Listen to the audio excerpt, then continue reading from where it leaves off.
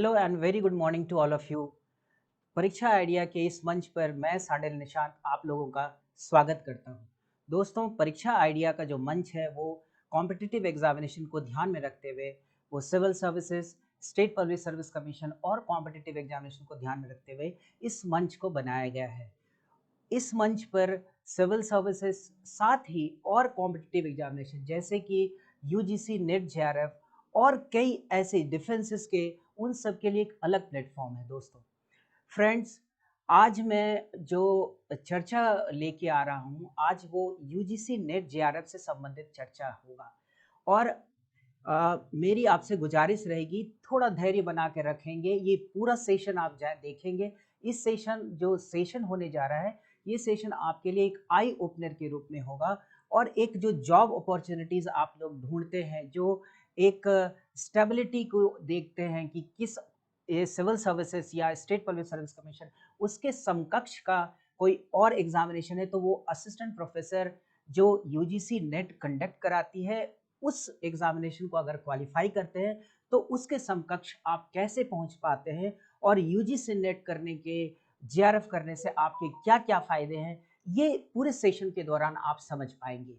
तो इसको देर ना करते हुए हम पूरे प्रोसेस को विषयवार रूप से समझेंगे कि यूजीसी नेट हमारे लिए, हमारे उन कैंडिडेट्स के लिए जो एग्जामिनेशन में सिविल सर्विसेज की तैयारी में लगे हुए हैं उनके लिए, या जो मास्टर्स कर रहे हैं, या जो ग्रामीण पृष्ठभूमि से रहे हैं जिनके पास ऐसी कोई एडवर्टीजमेंट नहीं होती, उनको इनकी जानकारी नहीं होती कि सिविल सर्विसेज के अलावा भी कोई और क्षेत्र है जहां पर वो बेहतर प्रदर्शन कर सकते हैं।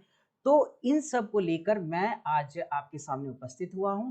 तो आप अब हम इस सेशन को कंप्लीट करने के लिए कदम बढ़ाते हैं और आशा करते हैं कि इस सेशन के बाद आप हमें जरूर से जरूर क्वेरीज रेज करेंगे हमारे पास। हम क्वेरीज को रिजॉल्व करने की कोशिश करेंगे। आपके क्वेरीज को हम आपको एक प्रॉपर गाइडलाइन देंगे कि आप कैसे यूजीसी नेट जेआरएफ के द्वारा अपने लाइफ को एक बेहतर लाइफ बना सकते हैं, लाइफ में एक बेहतर सोशल स्टेटस और प्रेस्टीज को अचीव कर सकते हैं। तो दोस्तों, मैं आपको दिखा दूं कि यूजीसी नेट जेआरएफ जो है, ये यूजीसी नेट जेआरएफ ये यूनिवर्सिटी ग्रांट कमीशन इस एग्जामिनेशन को कंडक्ट कराती है। जो दो तरीके के नेट, जो कि नेशनल एलिजिबिलिटी टेस्ट है, और जेआरएफ जो जूनियर रिसर्च फेलोशिप, इनके लिए ये टेस्ट कंडक्ट कराती है। दोस्तों, आपको ये बता दूं मैं कि हम ऐसे 3 कैटेगरीज को यहाँ पर ध्यान में रखते हुए इन चर्चा को आगे बढ़ा रहे हैं। पहली कैटेगरी में वो कैंडिडेट्स हैं हमने रखा है जो यूपीएससी और यूपीपीएससी इन तमाम सिविल सर्विसेज एग्जामिनेशन में लगे रहते हैं 24/7, और एक दो अटेम्प्ट देने के बाद उनको ये लगता है कि हम इसके अलावा भी और कुछ सोच सकते हैं। दूसरे कैटेगरी में हम उन कैंडिडेट्स को लेकर आए हैं, इस कैंडिडेट्स को ध्यान में रख रहे हैं जो कि ग्रामीण पृष्ठभूमि से हैं और उनके पास सिविल सर्विसेज या एसएससी, इनके अलावा, डिफेंस के अलावा कोई और जानकारी नहीं होती है, क्योंकि वो एक तो ग्रामीण परिवेश में रहते हैं, उतना शिक्षा का प्रचार प्रसार नहीं हुआ रहता है, और वो दिल्ली और इलाहाबाद, लखनऊ ऐसे मेट्रो जो शहर है उन शहरों के आसपास नहीं रहते, तो उनको जानकारी का अभाव होता है। तीसरे कैटेगरी में वैसे कैंडिडेट को हमने रखा है जो कि अभी मास्टर्स कर रहे हैं या उन्होंने मास्टर्स कंप्लीट कर लिया है। तो 3 कैटेगरी को हमने इस ध्यान में रखा है। दूसरी बात, यहाँ पर यूजीसी नेट जेआरएफ के बारे में आपको ये बताऊं कि ये जो यूजीसी नेट है और ये लेस एक्सप्लोर्ड एरिया है, लेकिन यह करियर वाइज बहुत रिवार्डिंग एरिया है। आप अभी हमारे साथ बने रहिए, अब आपको समझ धीरे धीरे ये चीज क्लियर होगा कि ये एक बेहतर ऑप्शन कैसे है। दोस्तों, तो लेट्स सी। सपोज एक कॉम्पैरेटिव स्टडी हम करते हैं कि दो कैंडिडेट है, एक कैंडिडेट है, एक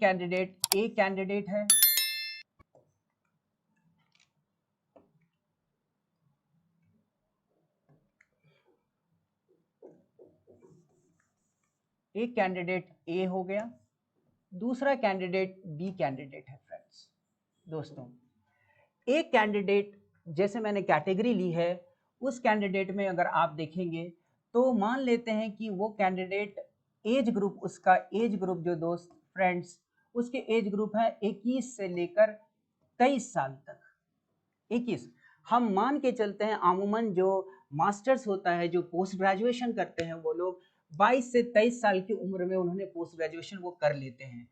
तो कोई भी कैंडिडेट जिसने 22-23 साल में मास्टर्स या पोस्ट ग्रेजुएशन कर लिया, दूसरा कैंडिडेट है ये भी सेम एज ग्रुप का है, 21 से 23 साल, इसने भी मास्टर्स और पोस्ट ग्रेजुएशन, इसने भी मास्टर्स एंड पोस्ट ग्रेजुएशन 21 से 23 साल की उम्र में किया है फ्रेंड्स। यहाँ ध्यान देने की बात है कि ये कैंडिडेट ए अपनी एग्जामिनेशन की प्रिपरेशन के दौरान में ये सिविल सर्विसेज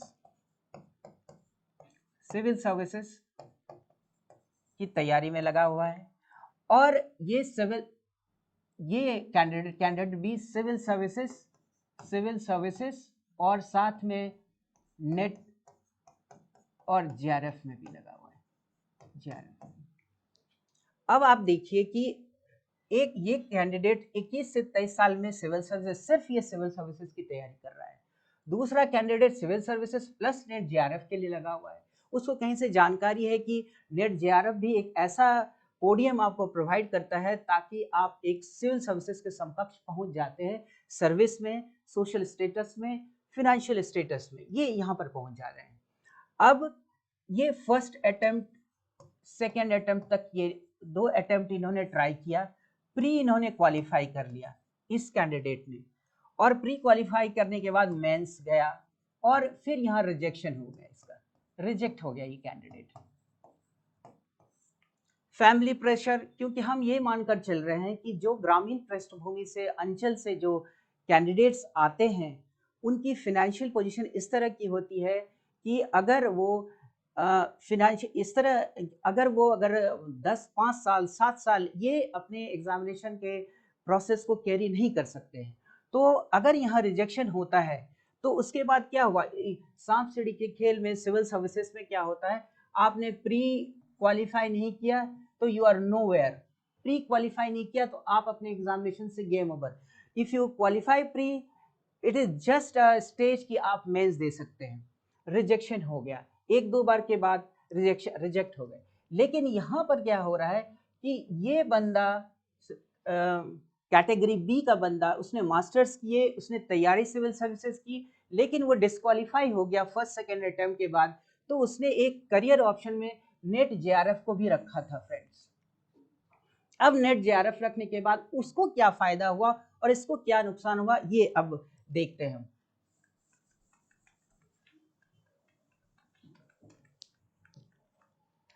देखिए नेट के क्वालिफाई करने से उसको फायदा क्या हो रहा है।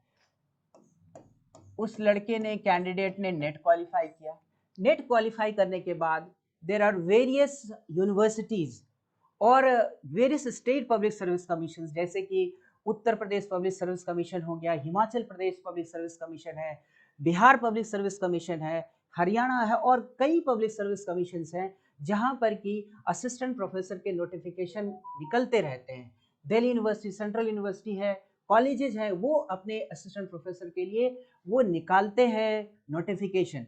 उसमें एज लिमिट क्या है, 21 से लेके 42 और किसी किसी जगह पर 45 एज लिमिट है, एज लिमिट। अब आपने क्या किया, जिस बंदे जो प्री के बाद जिसने 2-3 अटेम्प्ट अपने एज, एक गोल्डन एज जो है उसने वहां लगाया, लेकिन फिर भी रिजेक्शन मिला, वहां पर उसके बाद क्या हुआ, एक वॉइड उसके पास क्रिएट हो गया। अब वो ये सोचने पर मजबूर है कि मैं आगे क्या करूं। लेकिन जो बंदा जो कैंडिडेट बी, जिस कैंडिडेट ने बी ने नेट और जेआरएफ क्वालिफाई किया था, उसने अब क्या किया, इस फॉर्म को वो फिल करता है। किस फॉर्म को, असिस्टेंट प्रोफेसर के लिए, असिस्टेंट प्रोफेसर की वैकेंसी के लिए वो एग्जामिनेशन के लिए एलिजिबल हो गया। क्यों, क्योंकि नेट को उसने क्वालिफाई कर लिया, नेशनल एलिजिबिलिटी टेस्ट। अब 21 से 42 साल तक में अब कई वैकेंसीज क्रिएट हुए, वो एक कमीशन को छोड़कर दूसरे कमीशन में गया, तीसरे कमीशन में, और अपना एक उसने अपनी तैयारी इस तरह धार तो थी ही। तो एग्जामिनेशन जो असिस्टेंट प्रोफेसर के कमीशन एग्जामिनेशन लेता है प्रिलिमिनरी स्टेज से, जो यूपीएससी के प्रिलिमिनरी स्टेज के एग्जामिनेशन होते हैं या स्टेट पब्लिक सर्विस कमीशन के एग्जाम होते हैं, उस प्रिलिमिनरी एग्जामिनेशन के बराबर का या उससे थोड़ा सा कम ही रहता है, तो उसने इजीली इसको क्वालिफाई कर लिया। ग्रेड पे उसके क्या थे, ग्रेड पे इस कमीशन ऑफ असिस्टेंट प्रोफेसर में 6000 के ग्रेड पे है फ्रेंड्स, 6000 के ग्रेड पे। तो वो शुरुआती दौर में जब उसके उम्र 21 से 25 मान लेते हैं, उसी समय वो तकरीबन 70,000 के आसपास वो अपने सैलरी ले रहा है। तो जो लड़का जो यूपीएससी में रिजेक्ट हो गया था, लेकिन जिसने यूपीएससी के रिजेक्ट के साथ साथ नेट और जेआरएफ को भी उसने ध्यान में रखा हुआ था, तो उसके पास एक बेहतर ऑप्शन था, और उसने क्या किया, अपने उस धार को, अपनी तैयारी को अपने नेट जेआरएफ के एग्जामिनेशन में भी उसको इस्तेमाल कर लिया, जिससे उसकी फाइनेंशियल स्टेबिलिटी, उसके फैमिली, उसकी सोशल स्टेटस सारे में उसकी बढ़त हुई। इसको कहते हैं सोशल, एक तरह से सोशल, उसका प्रेस्टीज बढ़ गया। लेकिन जिस लड़के ने, जो कैंडिडेट, जो एस्पिरेंट सिर्फ सिविल सर्विसेज तैयारी में थे, और इतना बड़ा तैयारी का प्रोसेस होता है जिसमें कि डिस्क्वालीफाई होते हैं लोग, और डिस्क्वालीफाई होने के बाद एक स्टेज ऐसा आता है वॉइड का कि मैं अब क्या करूं, और एक साइकोलॉजिकल प्रेशर होता है, दबाव रहता है, चाहे सोसाइटी का, चाहे फैमिली का, ये आप मानेंगे इस बात को। अब इस लड़के ने अपनी, और साथ में क्या हो रहा है कि जो असिस्टेंट प्रोफेसर के थ्रू, इस चैनल के थ्रू वो क्वालिफाई कर गया, उसकी सैलरी 70,000 80,000 हो गई, अब अपनी स्टेबिलिटी की ओर जा रहा है, प्लस उसके एज 21 से 25 ही के आसपास है, 21 से 25 के साथ साथ अब वो यूपीएससी भी प्रिपेयर कर ले रहा है, स्टेट पब्लिक सर्विस कमीशन की ओर चला गया। तो इसके एज बढ़ते गए, क्योंकि इसकी पोटेंशियलिटीज बढ़ती गई, इसके पास अब फाइनेंशियल किसी पे डिपेंडेंट नहीं रहना पड़ रहा है, वो फाइनेंशियली इंडिपेंडेंट हो गया। तो ये तो नेट के लिए आप देख रहे हैं। दूसरा केस आप देखिए कि अगर किसी बंदे ने जेआरएफ क्लियर किया है तो उससे क्या होता है। अब जेआरएफ के बारे में देखिए, जेआरएफ, ये जेआरएफ जो है junior research fellowship, junior research fellowship, junior research fellowship,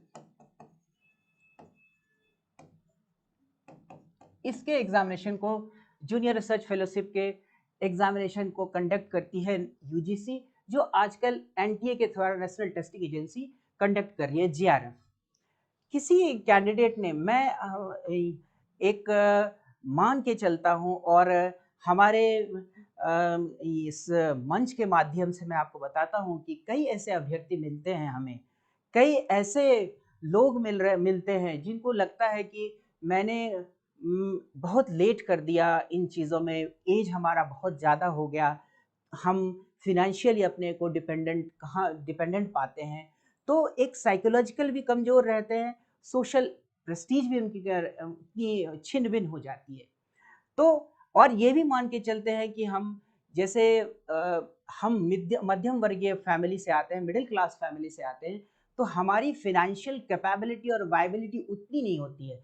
हम ग्रामीण पृष्ठभूमि से लोग आए हुए हैं, उत्तर प्रदेश हो, चाहे बिहार हो, चाहे आप छोटे छोटे जगहों से, कस्बों से, ग्रामीण पृष्ठभूमि से, तो वहाँ पर क्या होता है कि आप लंबा समय तक प्रिपरेशन नहीं कर सकते हैं। ये नहीं कर सकते कि 10 साल का आपने एक टारगेट फिक्स किया हुआ है, तो उसके लिए जेआरएफ आपको कैसे मदद कर सकता है, जेआरएफ में क्या फ़ायदे हैं, इसको आप देखिए, अगर इससे समझ में आएगा।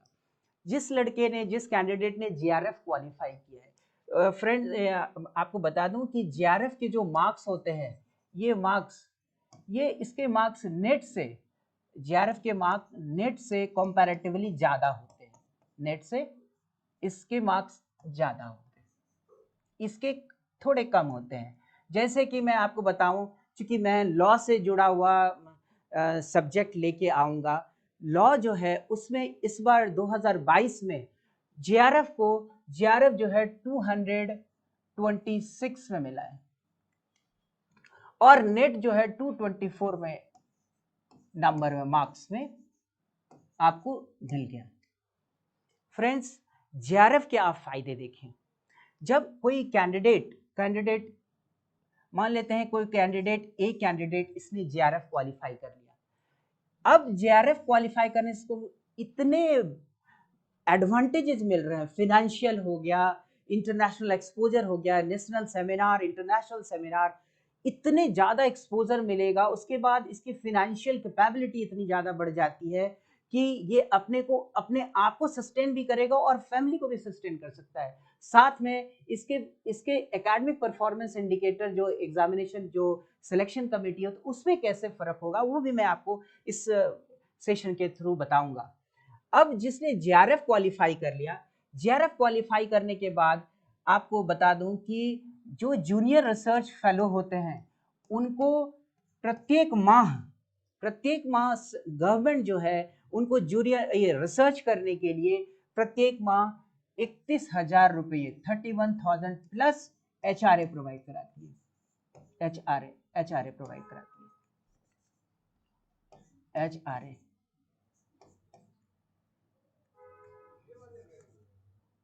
प्लस एचआरए ये प्रोवाइड कराती है। फ्रेंड्स, जो कैंडिडेट जिसने जेआरएफ क्वालिफाई किया अगर वो हॉस्टल एकोमोडेशन नहीं लेता है तो उसको एचआरए मिल जाता है, और जो ले लेता है उसको वो नहीं मिलता है। तो आपको 31,000 मिल गए, 31,000 पर मंथ है ये।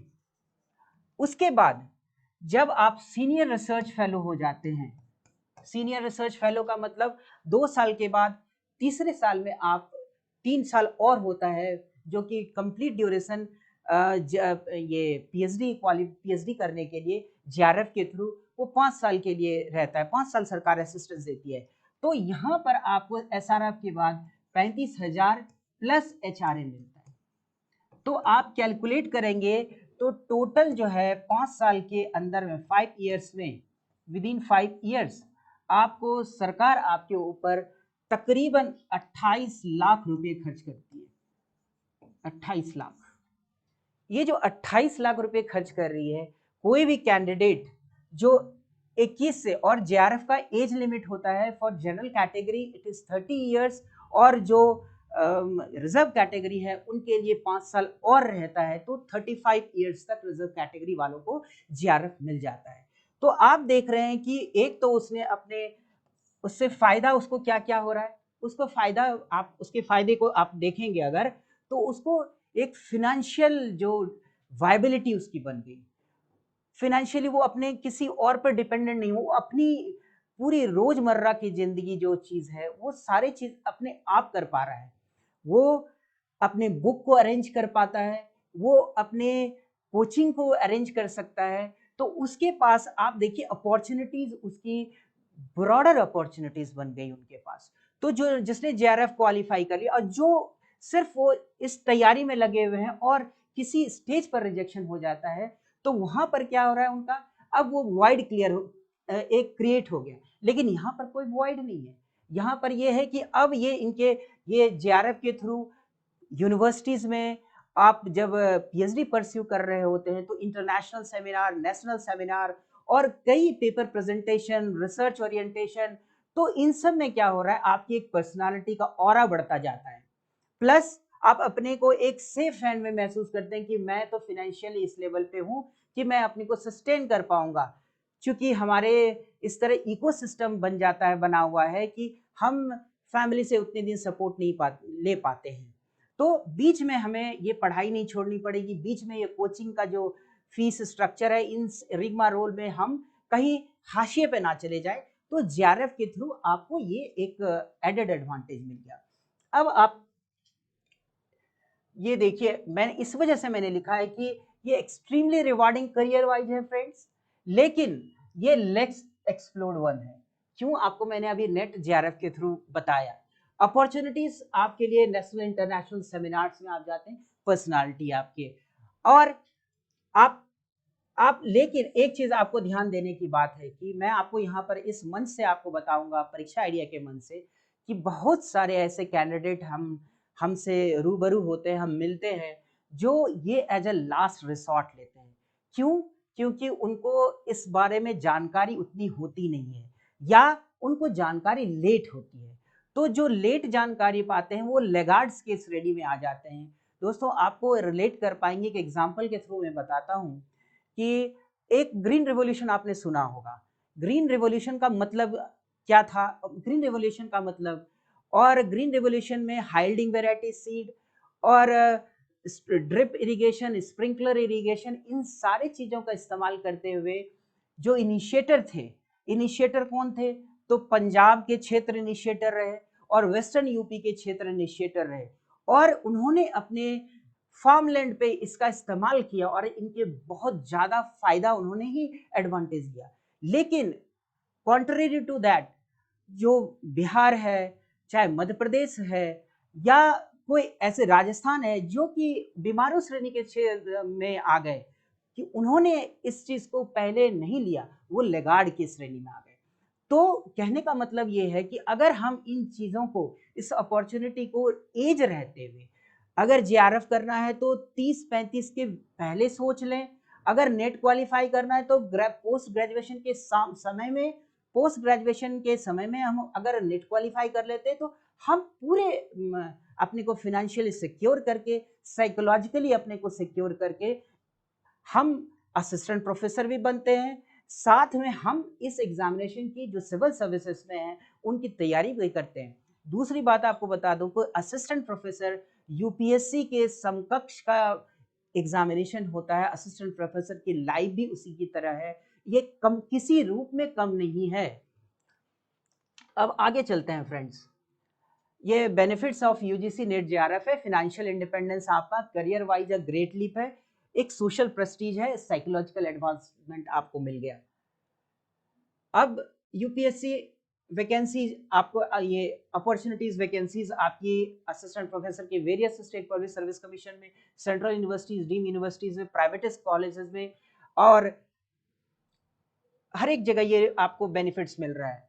अब डिफरेंट, अब देखिए फ्रेंड्स, और इस मन से मैं आपको और एक जानकारी जो दे रहा हूँ, और ये जानकारी सिर्फ यहाँ तक ना रुके बल्कि आप इस सेशन को और अपने फ्रेंड्स में, नियर वंस को, इनको मैसेज करें ताकि उनको ये लगे कि इस यूपीएससी और स्टेट पब्लिक सर्विस कमीशन और कई और कॉम्पिटिटिव एग्जामिनेशन के अलावे भी जिंदगी, ऐसा नहीं कि सिर्फ इसके बाद ही जिंदगी खत्म हो जा रही है अगर हम क्वालिफाई नहीं करते हैं तो। अब आप देखें कि किस तरह से तरीके का different pattern of selection assistant professor का होता है।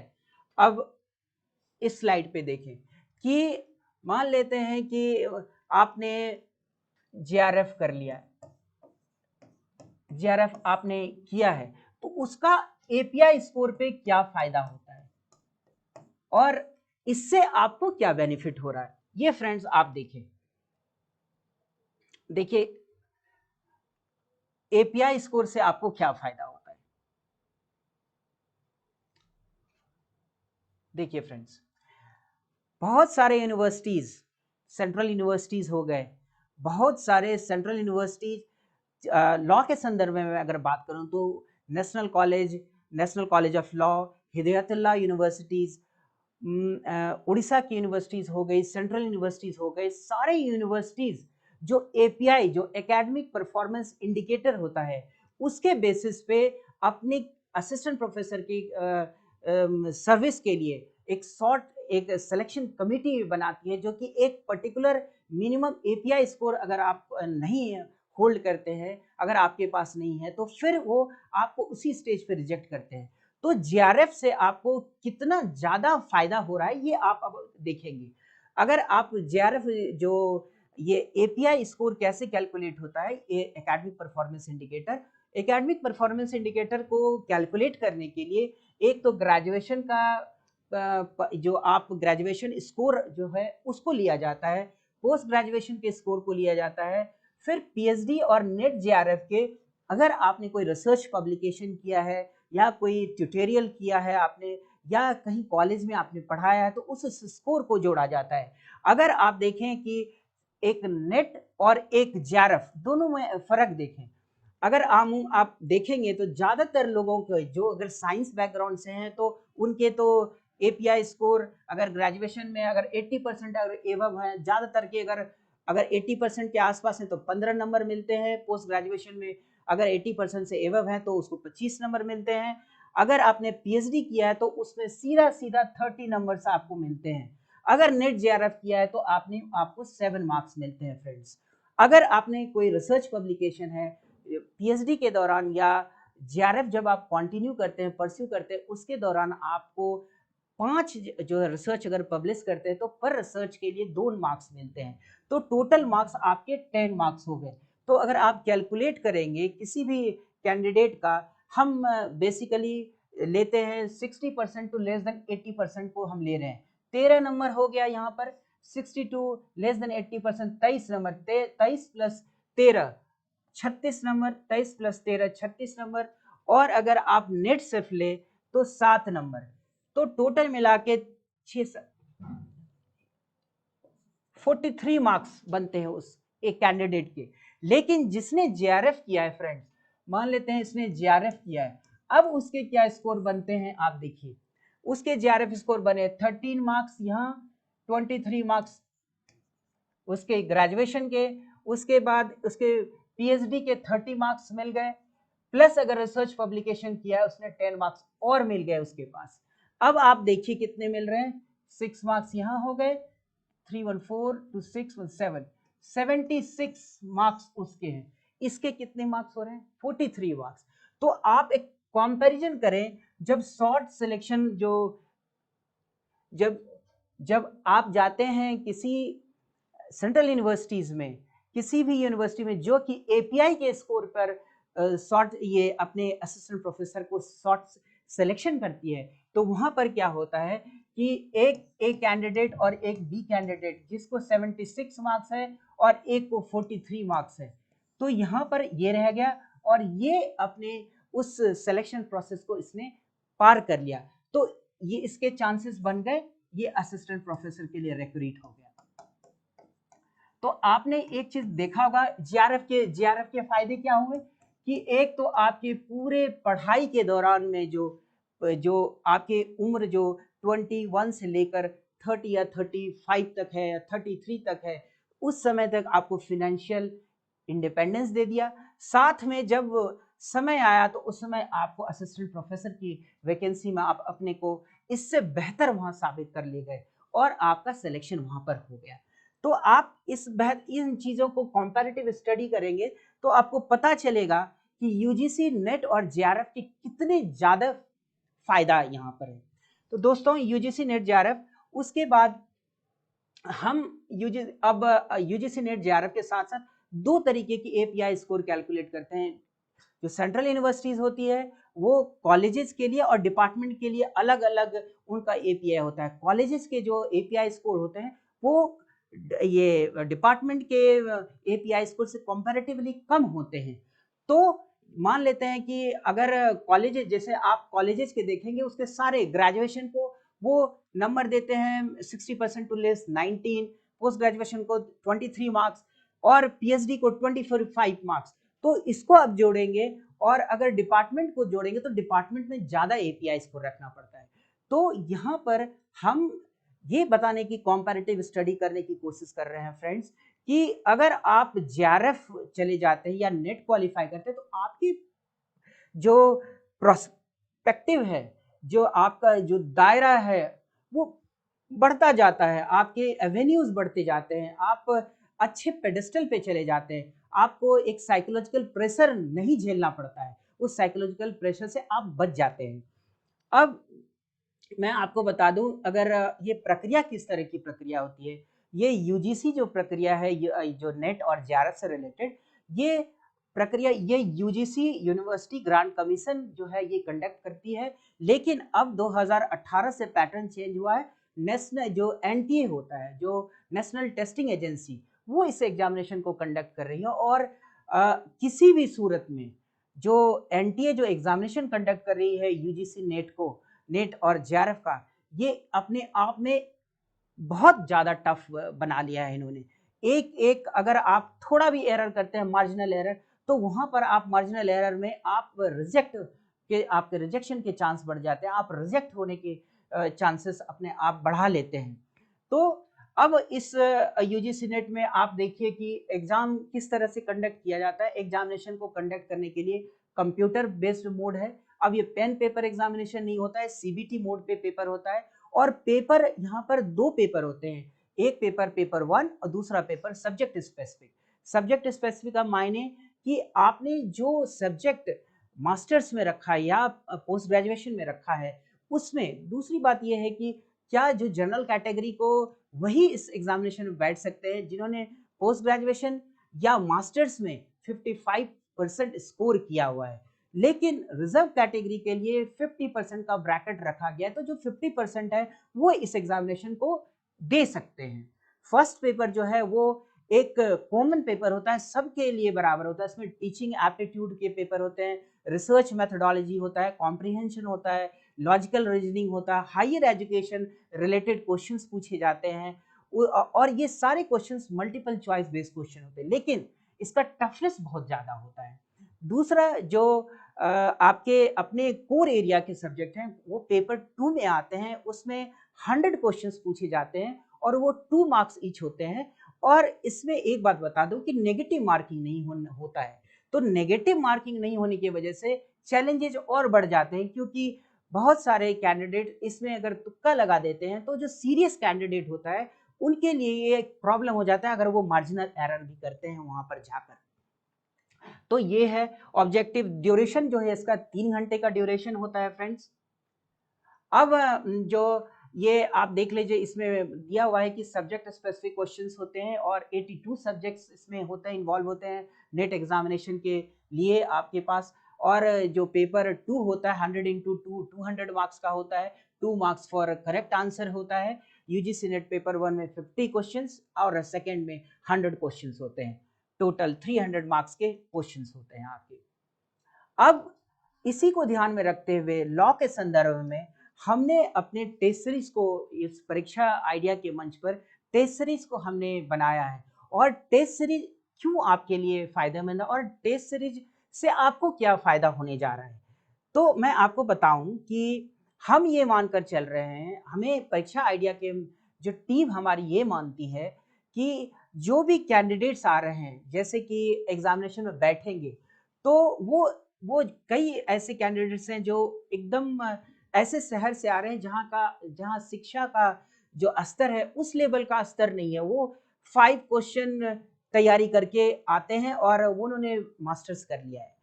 उनका कंपटीशन किससे होने जा रहा है? दिल्ली स्कूल ऑफ इकोनॉमिक्स के कैंडिडेट से।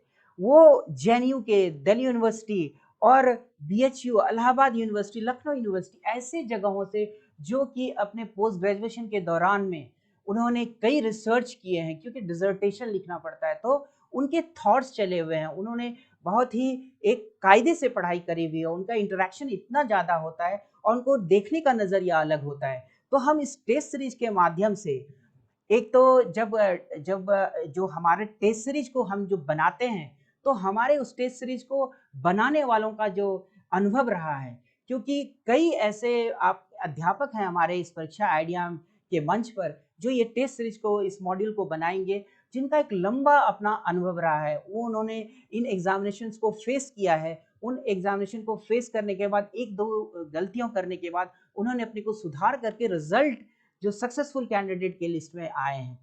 तो उनके अनुभव को यहाँ पर हम एक कंसाइज वे में टेस्ट सीरीज में आपके साथ साझा करते हैं।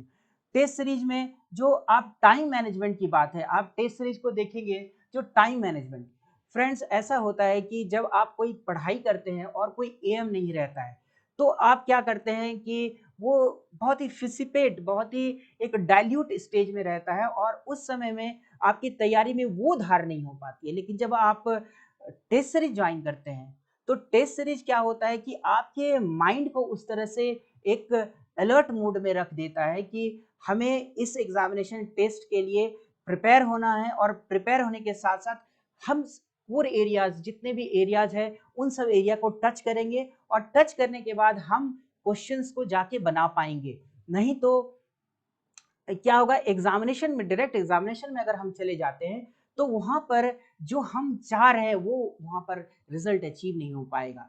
हम यहाँ पर इस जरिए टेस्ट सीरीज के जरिए आप लोगों को ये भी बताते हैं कि जैसे आपको एक एग्जांपल दूं, कई लोग ऐसा करते हैं, कई अभ्यर्थी, कई कैंडिडेट्स ऐसा करते हैं कि कोई पर्टिकुलर टॉपिक से, मान लेते हैं टॉट हो गया, लॉ के विषय में आपको बता रहा हूँ, टॉट हो गया या आईपीसी हो गया, या आप देख लें कॉन्ट्रैक्ट हो गया या माइनर एक्ट्स हो गए, उसमें से क्या करते हैं, कोई एक पर्टिकुलर अगर टॉपिक हो गया, उस टॉपिक पे वो 10 घंटे का समय देते हैं, लेकिन क्वेश्चंस 2 पूछे जा रहे हैं। और वहीं पर एक कॉन्ट्रेरी टू दैट, अगर एक सब्जेक्ट है जिसपे कि 10 क्वेश्चन पूछे जाते हैं, वो 2 घंटे दे रहे हैं।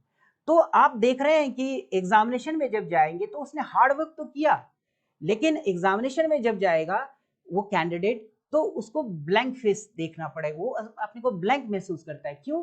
क्योंकि उसने राइट डायरेक्शन में जो होना चाहिए था वो चीज की तैयारी नहीं की। तो हम इस टेस्ट सीरीज के माध्यम से आपको ये बताने, आपके इन पॉइंट्स को निकाल के लाएंगे कि आपको कहाँ पर विषयवार या किन किन पोर्शन को आपको टच करना है, और क्योंकि यहाँ पर अथाह चीज है आपको पढ़ने के लिए, अंडर द सन हर कुछ आपको पढ़ना है, लेकिन क्या सारा कुछ आएगा क्वेश्चन, सारा चीज आने वाला नहीं।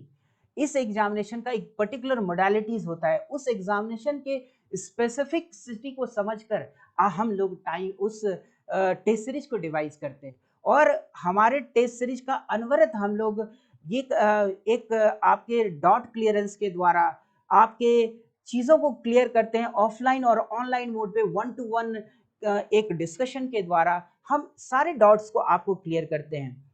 यहाँ पर आपको जब आप टेस्ट सीरीज ज्वाइन करते हैं, एक तो आप टाइम में आपने मैनेज कर दिया, आपका मेंटल अलर्टनेस होगी।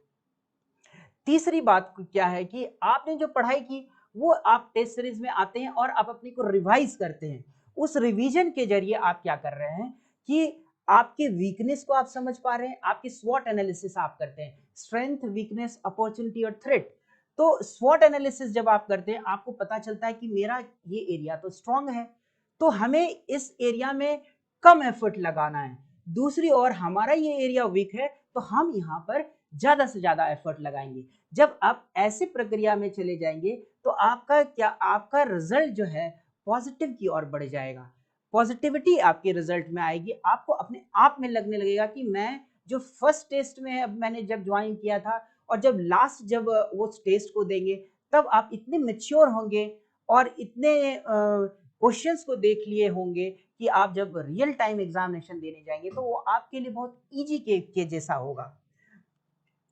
दूसरी बात, आप एग्जामिनेशन में आप देखिए क्यों जो कैंडिडेट, जिस कैंडिडेट का होता नहीं है वो क्यों नहीं हो रहा है, वो इस वजह से नहीं होता है क्योंकि जो मार्जिन जो एरर है, जैसे कि किसी बंदे का, किसी कैंडिडेट का 2 नंबर या 0.38 नंबर से रह जाता है, तो यहाँ पर मार्जिनल एरर जो कैसे अब हम ओवरकम करें, तो ये हमारे जो मार्गदर्शन में हमारे जो मेंटोर्स हैं इसमें 24/7 लगे हुए रहते हैं इस टेस्ट सीरीज को डिवाइस करने में, ताकि आपको आगे चलकर इस समस्या से, इस प्रॉब्लम से रूबरू ना होना पड़े। आपको एक बात बताऊं, टेस्ट सीरीज को आपको समझाने के लिए मैं एक एग्जांपल कोट करना चाहता हूं। यहाँ पर आपने देखा होगा कि जब आप कहीं दूसरे जगह में, दूसरे एक लोकेशन में जाते हैं, तो आजकल गूगल मैप का इस्तेमाल करते हैं। बहुत लोग, हर के मोबाइल पे रहता है ये एप्लीकेशन, और वो गूगल मैप के सहारे कहाँ पर रोड में कंजेशन है, कहाँ पर रास्ता, कहाँ शॉर्ट रास्ता है, तो हम भी एज अ परीक्षा आइडिया के मन से आप लोगों के इस टेस्ट सीरीज के माध्यम से हम एज अ गूगल मैप की तरह आपके लिए काम करते हैं कि कहाँ कंजेशन है, कहाँ आपके प्रॉब्लम एग्जामिनेशन के तैयारी में कहाँ अवरोध आ रहा है, और कहाँ आप एक शॉर्टर रास्ते में, शॉर्ट रास्ते के थ्रू आप रिजल्ट को कम एफर्ट में, शॉर्ट रास्ता का मतलब ये मत ले लीजिएगा कि तैयारी नहीं करनी है, शॉर्ट का कहने का मतलब ये हो गया कि किस तरह से आप अपने जो मेहनत को, उस एफिशिएंसी को, कम मेहनत में अपनी एफिशिएंसी को अपने ऑब्जेक्टिविटी जो है, अपने थॉट प्रोसेस को इससे अच्छा कर सकते हैं और रिजल्ट आप अचीव कर सकते हैं। हम कैसे डिफरेंट हैं फ्रेंड्स, का सवाल ये है कि हाउ वी आर डिफरेंट, परीक्षा आइडिया कैसे डिफरेंट है। क्योंकि आपको बताऊं कि जो यहाँ एक्सपर्ट है हमारे, वो एक्सपर्ट उनका एक बहुत लंबा तजर्बा रहा है इन एग्जामिनेशंस को देखने का, इन एग्जामिनेशंस को देने का। तो इन एग्जामिनेशंस को वो उन एग्जामिनेशंस को उन्होंने देखा है और उन एग्जामिनेशन के साथ साथ में वो सक्सेसफुल हुए हैं। आपके पास इस परीक्षा आइडिया में फ्लेक्सिबल मॉड्यूल हम बन लेकर आएंगे। आपके लिए फ्लेक्सिबल मॉड्यूल रहेगा।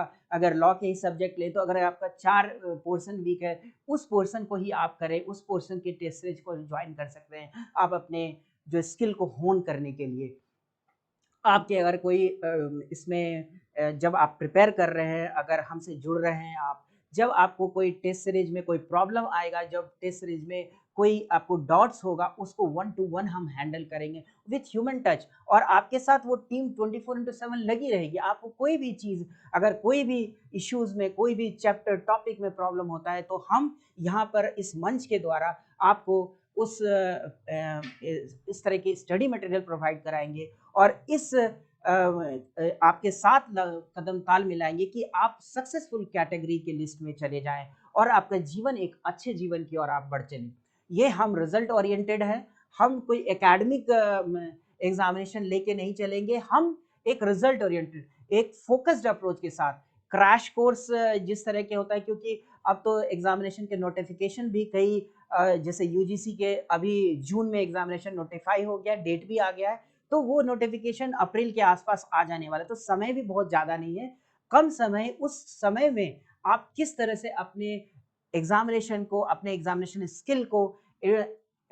स्किल को बहुत अच्छे तरीके से कर सकते हैं, उसके लिए क्रैश कोर्स टेस्ट सीरीज आपका एक माध्यम है, जहां पर आप बहुत ज़्यादा टेस्ट जो आप ज्वाइन करके आप अपना बेहतर प्रदर्शन एग्जामिनेशन में दे सकते हैं। और दूसरे ये real time examination pressure test series के साथ आपको एक ये चीज भी बेनिफिट्स हो रहा है कि जो आप examination before getting into the real examination, आपके पास ऐसे इतने टेस्ट आप दे चुके होंगे, इस तरह के जो क्रिटिकलिटी होता है, जो नेगेटिव एस्पेक्ट्स है, वो आप अपने टेस्ट सीरीज के समय में ही उसको रेक्टिफाई कर चुके होंगे। जब आप रियल टाइम एग्जामिनेशन देने जाएंगे, उस समय ये आपके लिए कोई समस्या का विषय नहीं बनने जा रहा है। तो ये सब आपके हमारे से जुड़ने से आपको फायदे होंगे। अभी आपको बता दूं कि अगर आप मेरे स्लाइड पे देख पा रहे होंगे कि जिन्होंने जो इस नेट एग्जामिनेशन या जेआरएफ जिन्होंने दे दिया है या वो क्वालिफाई कर गए हैं और उस एज लिमिट में भी आते हैं, तो उनके लिए अपॉर्चुनिटीज दिल्ली यूनिवर्सिटी को आप देख रहे हैं। दिल्ली यूनिवर्सिटी अपने असिस्टेंट प्रोफेसर के लिए वैकेंसीज 2023 में लेके आई हुई है। मैत्री कॉलेज में जो तकरीबन 109 सीट है असिस्टेंट प्रोफेसर के लिए। रजिस्ट्रेशन डेट 25 फरवरी से स्टार्ट हुआ था, जो कि 10 मार्च को खत्म होने जा रहा है। तो 10 मार्च को खत्म होने जा रहा है। यहाँ लेडी श्रीराम कॉलेज आप देख रहे होंगे, इसका रजिस्ट्रेशन 28 फरवरी से स्टार्ट हुआ और एंड डेट है 27 मार्च। तो आपके पास सीट है 89 सीट्स है। भारती कॉलेज में आप रजिस्ट्रेशन जो है 16 फरवरी 23 से और 17 मार्च को ये खत्म होने जा रहा है, 62 वैकेंसी वहां पर है। गार्गी कॉलेज में उसी तरह रजिस्ट्रेशन 17 फरवरी 2023 से स्टार्ट हुआ फ्रेंड्स, और 25 मार्च 2023 को 100 सीट का वहां पर वैकेंसी है। तो आप देख रहे होंगे कि आपके पास इतनी सारे अपॉर्चुनिटीज आ जाते हैं अगर आप नेट और जेआरएफ क्वालिफाई रहते हैं। तो अब जैसे लॉ के कुछ क्वेश्चंस को हम ले लेते हैं, जो कि हम टेस्ट सीरीज में भी इन चीज़ों को डालते हैं और एग्जामिनेशन जो पर्सपेक्टिव जो आप टेस्ट सीरीज जब ज्वाइन करेंगे तो इन सब को आप देखेंगे। और लॉ में आपको मैं बता दूं कि तकरीबन 17-18 जो है वो एक्ट होते हैं। वो सारे एक्ट हम लोग जो अगला सेशन लेंगे, उस सेशन में किस तरह का लॉ के यूजीसी नेट जेआरएफ के लिए हमको क्या अप्रोच रहना चाहिए, क्या सिलेबस होता है, और किस तरह से लॉ में क्या बैर एक्ट को किस तरह से ध्यान में रखते हुए इसके कीवर्ड्स को कैसे पढ़ना है हमें, और किन किन एरियाज पर ध्यान देना है कोर एरिया पे, जैसे पब्लिक इंटरनेशनल लॉ, ज्यूरिस्प्रूडेंस हो गया। इन सब में क्वेश्चंस बहुत ज़्यादा होते हैं, ह्यूमन राइट्स में क्वेश्चंस होते हैं। तो किस तरह के क्वेश्चंस पूछे जाते हैं, इन सब को हम एक स्टडी मटेरियल के थ्रू और टेस्ट सीरीज के थ्रू आप लोग के समक्ष प्रस्तुत करेंगे, जिससे हमें ये लगता है कि अगर आप हमसे जुड़ेंगे परीक्षा आइडिया के मन से और अगर इन सब टेस्ट सीरीज को आप करेंगे तो आपके रिजल्ट बेहतर होंगे। और मैंने अपने स्लाइड के दौरान आपको बताई है कि यूजीसी नेट जेआरएफ के फायदे कितने होते हैं। अगर 4-5 2-3 क्वेश्चंस हम ले लेते हैं जो इस बार 2022 के लॉ पेपर से पूछे गए थे, जैसे which of the following doctrine is called doctrine of non recognition.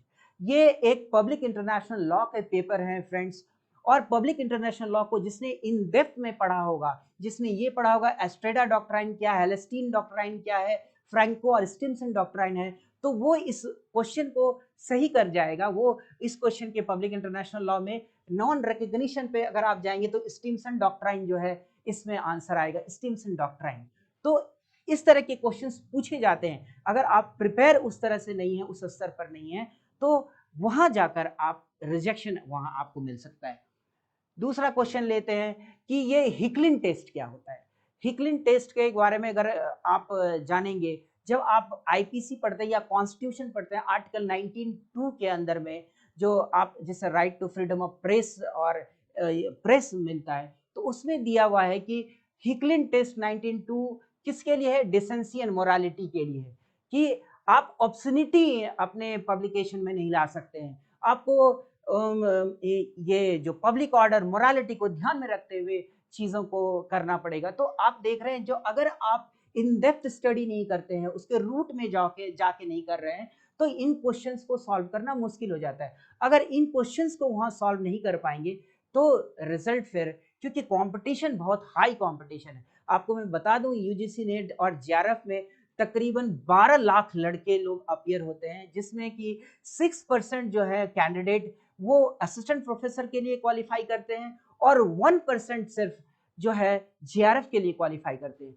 और एग्जामिनेशन इतने लोग दे रहे हैं, लेकिन टफनेस बढ़ तो रहा है, क्योंकि 12 लाख नहीं प्रिपेयर कर रहे हैं अपने आप को, उसमें मान के चलिए कि 6 लाख है, लेकिन 6 लाख कैंडिडेट जो है बहुत ही कंपटीशन में बने रहने के लिए बहुत ही कमर कस मेहनत कर रहे हैं 24/7। और ये जो एग्जामिनेशन है नेट जेआरएफ को उन्होंने बता दिया, ये आईएएस से किसी भी लेवल पे कम नहीं रहता इसका एग्जामिनेशन, टफनेस लेवल बहुत बढ़ गया एनटीए के बाद। इसके साथ ही अगर आप एक क्वेश्चन देखें असर्शन रीजनिंग के क्वेश्चन से, असर्शन रीजनिंग के क्वेश्चन इसने 2012 में दिया था कि कोई असर्शन था, nothing is an offence which is done in the exercise of right of private defence. Nothing is an offence which is done in the exercise of right of private defence. दूसरा reasoning उसने दिया है, Z is carried off by a tiger, A fires at the tiger knowing that the shot may kill Jed. His shot gives Jed a mortal wound. A has not committed any offense. अब assertion reasoning में दिया हुआ है क्या, both A and R is the correct and R is the correct explanation of A, या it is not the correct explanation of A और ये।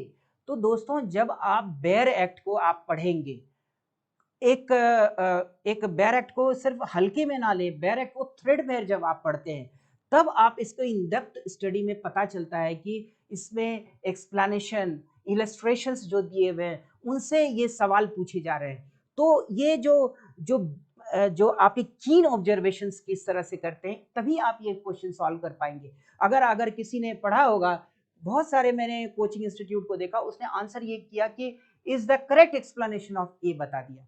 क्यों? क्योंकि वो कह रहा है nothing is an offence which is done in the exercise of right of private defence.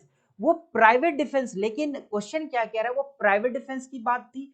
जिसने भी प्राइवेट डिफेंस पढ़ा होगा वो जानता है कि प्राइवेट डिफेंस सेक्शन 96 से लेके 106 तक प्राइवेट डिफेंस आप जाते हैं।